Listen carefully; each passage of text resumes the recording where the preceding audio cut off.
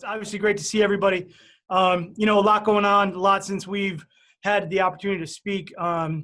Just want to make sure, I certainly want to recognize Jamie Samuelson and what he's going through. And obviously thinking of him and his family, the positivity that he continually comes across and puts out there is so inspirational. Obviously, we know what a great person Jamie is. So we're thinking of him and obviously saying a lot of prayers. So just wanted to make sure I mentioned that. A lot of changes here in the building. Certainly there's a lot of stuff to talk about there. I know Bob kind of talked a little bit about it the other day, so hopefully I can help fill in anything or questions. But certainly it is a day-by-day thing for us to go through and really try to look at what we're doing in the building. How do we keep it as safe as possible for everyone involved, players, staff, coaches, the people that work in the building. There's so much to talk about there.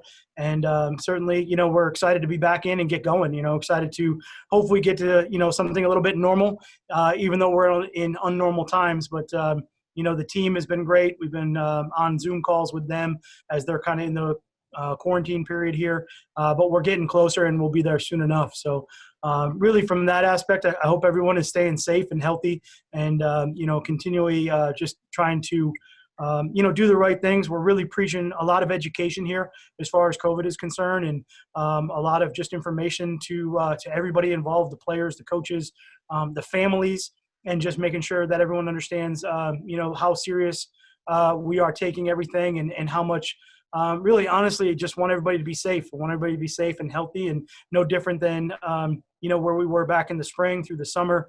Now we're just kind of back at work, but we still need to be safe, understanding we're trying to protect not only everybody individually, but their families and our teammates and their families. So from that standpoint, I hope everybody on the call is doing well.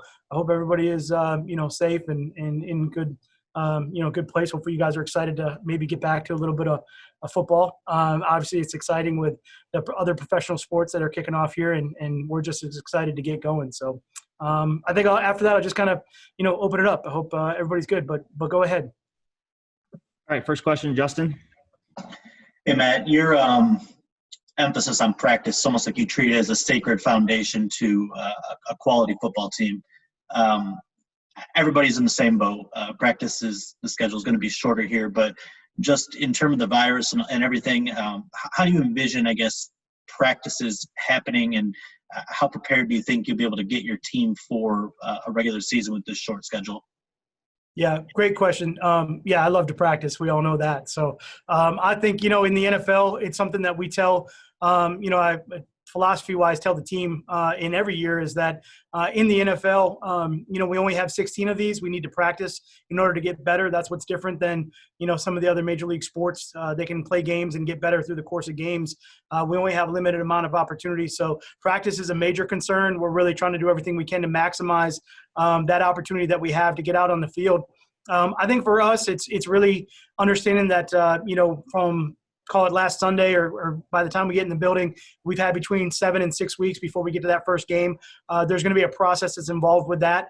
It's really important for us to kind of maybe backtrack from the first game, from that Chicago game, and say, how do we maximize or put our performance at a peak level by the time we start the season, but also, stay healthy in that process and train and get everybody kind of caught back up from the time that we missed in the spring. So from that standpoint, just trying to put a plan together so that when we have that opportunity, based on the schedule that, everyone agreed upon, that when we get on the practice field in a true training camp practice schedule, that we can maximize everything we're doing. But certainly, the hard part is you get to this time of year and, you smell the fresh cut grass and you start to just get around it and you see the field's all painted up. The first thing we want to do is, get out there, throw the pads on and let's go practice. But we just got to be patient all the way through to make sure that, we're being safe. So a lot of adaptability here. Okay. 20-man. Kind of building on Justin's question, actually, the padded practices, I know you guys are limited and with no preseason games and then a max of just 14 padded practices.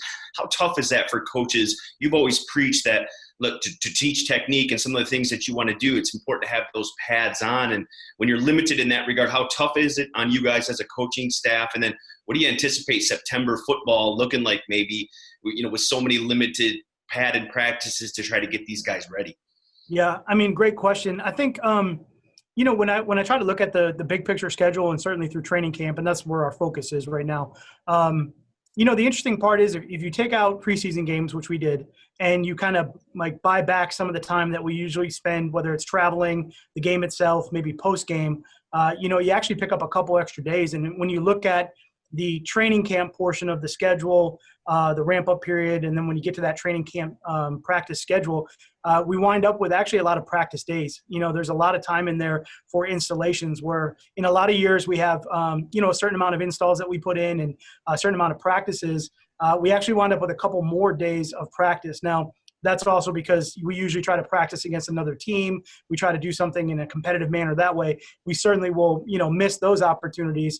But we're just going to try to stay positive and maximize that time that we do have, when we can put the pads on. I think one of the things that, you just have to be careful of, even though there's a set amount of days that we can be in pads, we're going to have to really take the flow of the team and evaluate it as we go and see where everybody's at, because you certainly don't want to put your team in a situation where, you have the pads on maybe a day where you should have maybe taken them off and given the team a little bit of a break before you get back to a real game. So kind of navigating that will be a little bit different, more so because you don't have those preseason games to judge, the markers of that. The team can get sore, can get beat up, and you want to do a good job of evaluating that. I think the big thing for me, I always talk about with pads, is really training camp. You're going to get your work in. That's the best. But as you go through the season, I think that's where I really crave more of that ability to put the pads on it and just maintain the fundamental work that you build during training camp. All right, Chris Burke. Hey, Matt, thanks for doing this. You kind of touched on it a little bit there, but, a lot of focus on the pandemic, rightfully so, but in a normal year, you're dealing with a lot of injuries in training camp anyway. And it sounds like it's going to be a lot harder to bring in guys and sort of turn over the back of the roster this year. So other than, the acclimation period, the ramp up period, are there steps you guys are putting in place to make sure that you get through to week one healthy from a football standpoint, apart from the coronavirus? Yeah, it's a great comment, especially the part about being able to bring in new players. I think that's an outstanding point from there's now a protocol to even get a guy to get on the field, and there's an amount of days that are going to take place before that player that you're trying to bring on board can get out there with everybody else.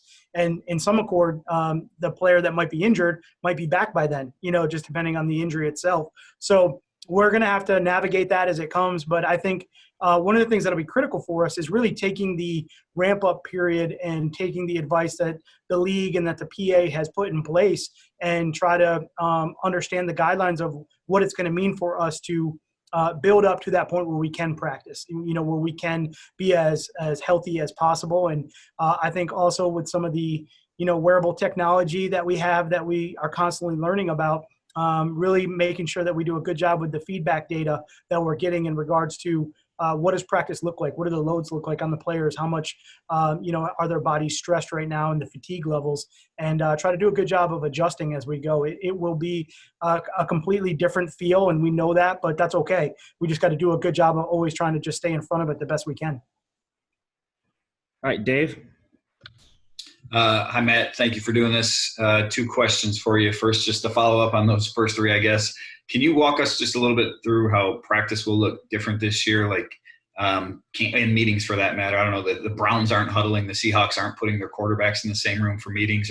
What special steps are you guys taking, in similar aspects, I guess? Yeah. No, I mean, certainly, all of it I think is up for discussion and for change. And I would say in general for the COVID in the phrase right now that we're using is more is more. So for us trying to stay safe and protected, more is more. So as many things as we get when we get on the field in those settings, things that we have to do to keep everybody as separate as we can, we're going to try to do. The biggest thing for us, honestly, is just to get through, the first 14 days from when everybody reported. If you go kind of and get into the 10 to 14 day window of guys coming in and reporting and when the virus can show up from, let's call it travel or some of those situations. I think the steps that we're trying to take initially here to keep the team as separate as possible is going to be the first step. So in a lot of cases, I think maybe you guys, talked to Bob about this before. We have 90 guys on the roster. We're going to stay with 90. I think that really we had an interesting spring, but we had a great spring from a standpoint. I felt the team and the players and the guys that are here, I just want to get them in the building and see what they can do, even though it may be for a short period. I felt it was, our right or our, obligation to the players to keep it at 90. So that being said, I think for us, what we're trying to do is put a build-up phase in before we put everybody together. And certainly by that point, at some point in camp, we'll be to 80.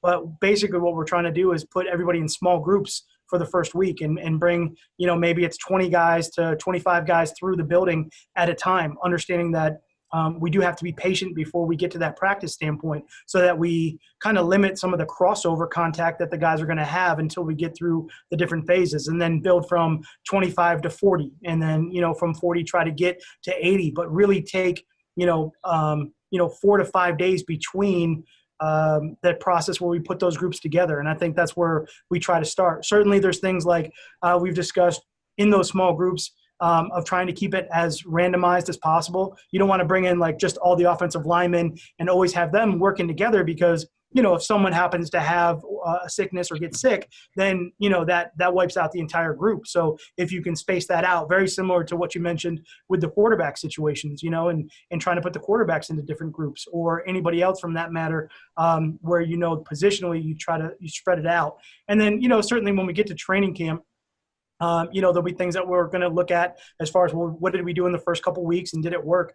Trying to stay with as many virtual meetings as we feel we can, I think is important. Trying to get the players in and out of the building, is important for us and get them back into, a quarantine setting where they are, safe and we limit the contact that they have. So those things are great. Being able not to huddle is certainly, we signal, you can signal, and put everybody in that manner anyway. So those things are things that you do normally in practice and are easily adaptable. I think it's the things that really trying to think outside the box to the best of our ability. Like, it's not real comfortable to know that, in the first phase one at one given time, there's only going to be maybe 25 guys in the building at the time. Like, you want to get, 90 out there and get going. That's not normal. But for us, it's more important for everybody to feel safe and for everybody to kind of get through that acclimation period of those first 14 days. So, we just got to be comfortable in uncomfortable situations. And then the second thing I wanted to ask you just real quick was I know you guys have always looked at it as more than a 53-man roster, like a 69-man roster really with practice squad included. But maybe you can just speak to that, how, this year maybe more than any will be about the 90 guys in camp now, a battle of attrition for the next, 5 months or 6 months, whatever it is. Yeah, I mean, it's an outstanding point as far as, we like obviously the guys on the practice squad are guys that we think we can develop, but also guys that need to be ready to go play in games. I would say more so than ever, the amount of players that could be up and down between those two squads, practice squad and then the final roster, I think that'll be at a high level. So making sure that we do a really good job of evaluating the players that are here through training camp, but also coaching and teaching everybody to be ready to go so that we can keep those guys in that practice squad situation, but they're really, an extended part of the team ready to go, especially, think about, the possibilities when you get to the season, not that really you want to look that far, but, we have testing on a particular day before a game and something happens, everybody's got to be ready to go. And that's the way we have to look at it. Mike Rothstein. Hey, Matt, how are you? I got a couple questions as well. The first is, in kind of following up with that, have you and your staff already talked about the potential of maybe quarantining one or two players at every position just throughout the season to make sure you have certain guys available or at least have more theoretical protections around that? Yeah, there's been a lot of great conversations, and I've had that with a lot of other head coaches and really even in college situations, college coaches. That's kind of I would say the interesting part of maybe through the course of the summer, the amount of communication that I think a lot of coaches have had with each other or organizations have had. Hey, what are you doing here? And what are you doing there? I'd say it's all very fluid. I think certainly, on paper, it's great to say, hey, we'd like to quarantine this guy, and this guy. Well, what exactly does that mean? Does that mean the guy's not in the building all week? Does that mean he doesn't practice? Well, we certainly know in our game, you're not just going to be able to show up on Sunday and roll it out there and play if you're healthy, and haven't taken any reps, and the first time you see some sort of different look or different scheme can't be on Sunday, so practice is important, and making sure that you're prepared is important. The question for us is, how can we use technology? How can we use different things that have come out to prepare maybe players that we will kind of keep a little bit off to the side or away from the group to make sure that they are prepared and ready to go. So that'll be a great challenge when we get to that phase. Right now for us, it's just trying to get everybody in the building through this weekend. That's really the short term, and stay day by day. What the rest of it looks like, we'll work through it when we get there. But I think those are great conversation pieces that everybody is thinking about. And the NFL announced J-Ron Kerr suspended for 3 games.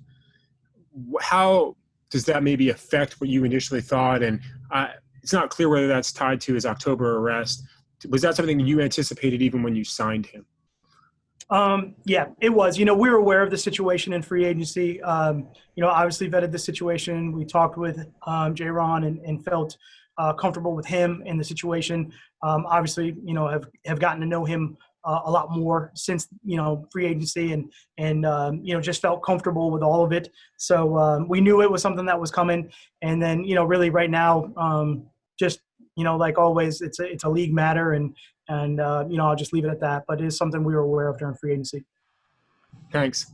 Got time for a few more. We'll go Ken Brown, Stets, Wojo, and Kyle. Hey, good to see you, Coach. Great to see you. All right, 2 questions. First question, a year ago today, there was a big injury on the team when you started training camp, and that was you. So are you do you feel things you couldn't do last year that you'll be able to do this year? And number 2, no, I forgot number 2. Just answer number 1. Yeah, I love it. Okay, so I finally can stand, I finally can walk, I finally can get in the mix, maybe line up and get in a stance and hit somebody, and now I got to keep 6 feet distance. So I really think that there's something here that somebody's got with me right now. They're trying to keep me away from everybody. A difference of a year, it's good. I can walk stairs. Not that I do that regularly, but I could. And I don't necessarily have to be on a 4-wheeler to get through practice, although it is an option, which is pretty cool. So I'm doing all right. I appreciate that. The injury update, I'm still working through rehab. I haven't been able to rehab, obviously, with COVID. So I got a lot of work to do there. But I appreciate you asking. That's. How you doing, Coach? Awesome. This year, it's going to be so much different than any year in years past with the team and with you coaching and coaches in general. Normally, you know everything. You know what the players are on the roster. You know what the practices are. You know what injuries you have. But with COVID-19, it seems there's just so many unknowns heading your way. Not just you, but all coaches. I'm just wondering how that's weighed on you, because we're only a few days into camp and you have 7 guys on the reserve COVID-19 list. You could end up having a couple days before a game this season where all of a sudden you're missing 3 guys because they're on that list. So I'm just wondering how you kind of navigate that and how those challenges have weighed on you as a head coach, dealing with that. Yeah, I mean, obviously 100%, accurate in everything that you said. Think about a normal spring where, we're 4 weeks through an off-season program of practices and things like that. And we've probably had, in those 4 weeks, at least a dozen personnel conversations, and just evaluated what we've seen on the field. And we haven't even been able to do that yet. So those are certainly things that you think about, and you start to, as a head coach, you start to worry about, are we behind? Are we going to be, in a good situation? And then you just remind yourself, look, we control what we can control, and we'll do our best to evaluate it as we go through. We're all trying to figure out something different right now. And certainly, the roster and teaching the players is the most important thing, and making sure that, we get through this healthy. But I would say coming out of the spring, the feeling that I got with, everybody, even through virtual meetings and where this team is at and the type of guys that are on this team right now, I really haven't worried about any of that, because I know everyone is working extremely hard right now. I know everybody's ready to go, and we have some great guys on this team that'll help lead us through the different challenges we're going to see. So I'm excited for that. Actually, as a coach, it makes you feel better. It kind of actually just says, okay, look, they're going to handle a lot more of the things that they need to handle, and I know it's going to be at a high level, and I can just focus on the things that I can control and that I can do to help the team. So that's where we start. We'll take it, day by day as we go, but I just think, like all of us, we're just excited to, we can get to that point and get out there and get ready to go. All right, let's go Wojo, then Kyle. Matt, how are you? Good to see you. Great to see you. Thank you. Obviously, the NFL can put in all the protocols they want, and the Lions as well, and all the education and guidelines. But it is going to come down to how the players, when they leave the bubble of the Allen Park facility, how they handle themselves. And we've seen that where some things have gone wrong in other sports in that regard. How do you even handle that, other than addressing it and emphasizing it and like, don't let your teammates down by getting sick or whatever? How do you emphasize that? Because that seems to be the great unknown right now. Sure. I think you're exactly right. It is hard to, you can't control what people do when they leave the building, obviously, but you hope that through education and through, the commitment to everybody and just understanding that, we have very real conversations about what is COVID and how does it spread and how important it is to be diligent with your protection and with your health. And certainly, we've had meetings with our medical staff, with the players, our training staff, our coaches, players to players conversations where you just keep investing in each other and you keep understanding, that bond that we all have and how important it is more than ever that we take care of each other because, it's more than just taking care of each other. Now we're taking care of each other's families. And that's, a real conversation more so than even football. It's we all have different situations. We have kids. Maybe we have parents that live with us.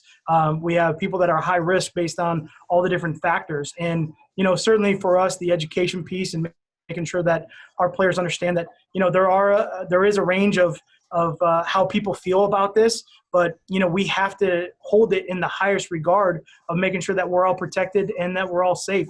And, really honestly, we have good guys in this team. They do care. They do care about each other. They do care about people in general. And I think when you put it to them that way, sometimes it makes a lot of them just kind of step back and go, you know what, you're right.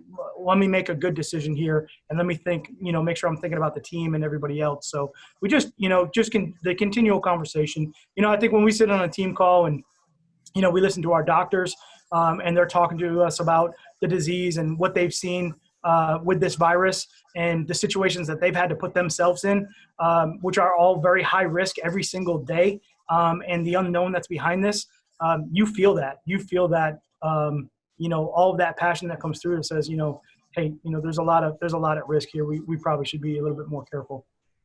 Thank you. You're welcome. Kyle, last question. Yeah, I've actually got two for you, Coach. The first is kind of a follow-up to Wojo's.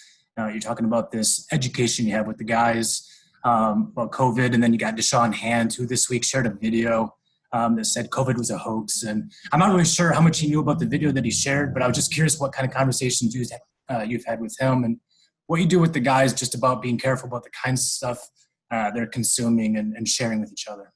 Yeah, I think it's a great point. Certainly in these times where, when we are quarantined or we're sitting around, there are a lot of things that I think everybody is kind of trying to take in from videos to articles and reading more. And I think that's all really good when it's on an educational wave. I think it's important for everybody to understand that, look, however we feel about it, we have to go to the maximum extremes of more is more, and we believe that. And so do our guys, and I think with Hand, he and I have had a conversation, and quite frankly, DeShawn Hand cares about people, and I think that maybe, probably should have saw everything that was involved with that. I think maybe that was just a little bit, that was not the intention, I think, of what he was trying to do. So great learning moment for everybody, right? Just a great opportunity for us to go back and teach the team and say, hey, look, let's just be diligent with everything we're doing and make sure that we're kind of understanding how that goes out. And the last one real quick is JohnATkins. I missed the beginning of this call, so I apologize if you did talk about him, but what's the conversation you had with him, and what did he say about his decision to opt out this year? Yeah, that's a hard one to answer just because sometimes I think those conversations are really private, when people are talking about their own personal situations, whether it's health or family related or, other factors that maybe, weigh on them. I think, again, it's another great point to exactly what we were talking about, how real this virus is and how important it is for everybody to stay safe. And certainly from a standpoint of, making sure that we take care of everybody, including our family. And certainly, our families are the most important thing. And I know a lot of times in football that gets lost, but I think about it every single day, my wife and my kids, and a lot of our guys are in the same situations, or whether it's their parents or grandparents or whatever it might be. So 100% just have to respect everybody's feelings and opinions on trying to stay as safe as possible. Absolutely.